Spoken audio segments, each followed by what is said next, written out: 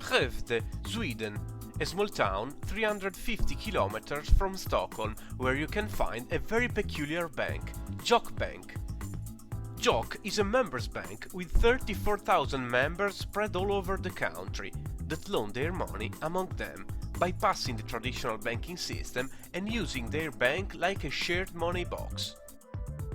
Its aim is to create an alternative model of non-speculative finance, serving people and little entrepreneurs.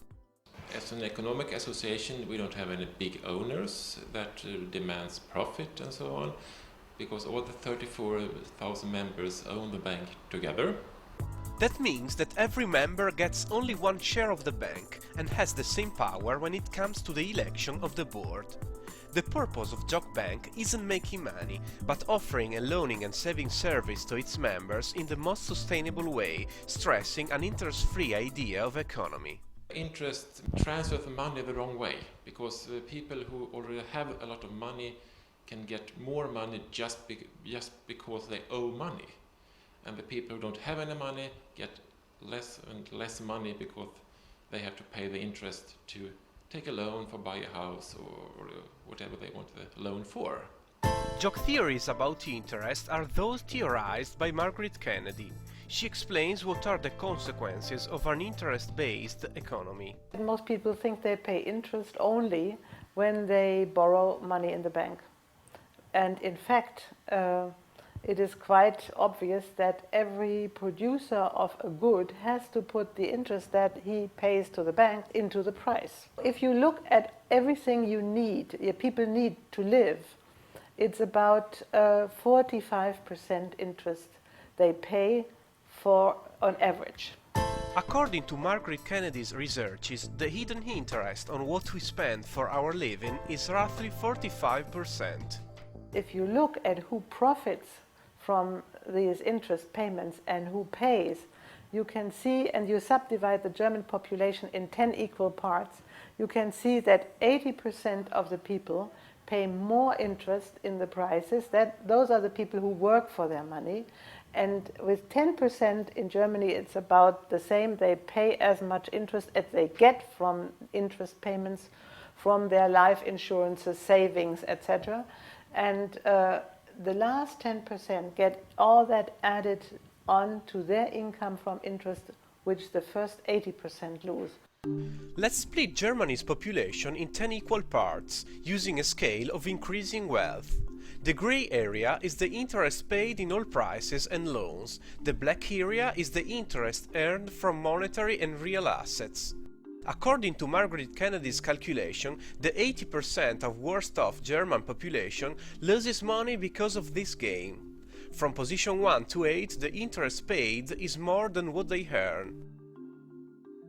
10% of population on position 9 gets the same money they spend.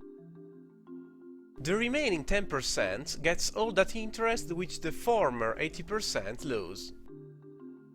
So we have a constant redistribution mechanism in our money system. From 80% of the people who work for their money, they pay, to 10% of the people who can make their money work for them.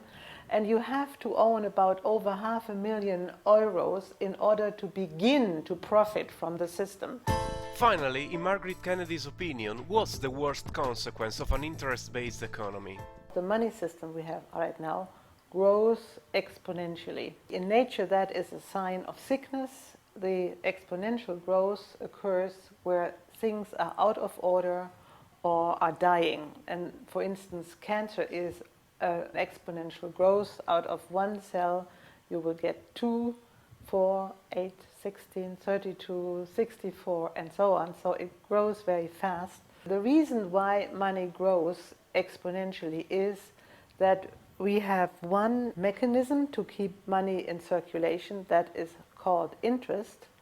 And with interest, money doubles in regular intervals. If Joseph, the father of Jesus, had invested 1 penny or 1 cent in euros at the birth of Jesus Christ in the year 0, and you would have paid interest on this 1 penny, about 5%, then in the year 2000, if Jesus had come back and could have gone to the bank and said, can I please have this 1 penny back with 5% interest, the bank would have had to give Jesus over 500 billion balls of gold of the weight of the earth at the price of gold in the year 2000.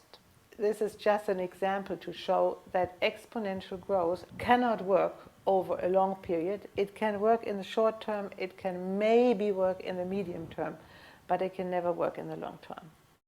Money is produced by as a loan mostly. In the OECD countries, only 3% of the money is produced as coins and notes. The rest of it is debt.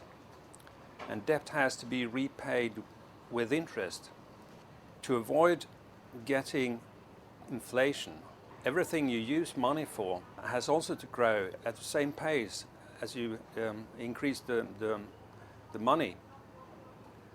And money has to be increased because you need to repay earlier years' debts with interest.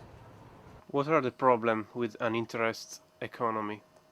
The main problem is that it forces people to borrow more money each year in order to pay the interest on the loans they already have.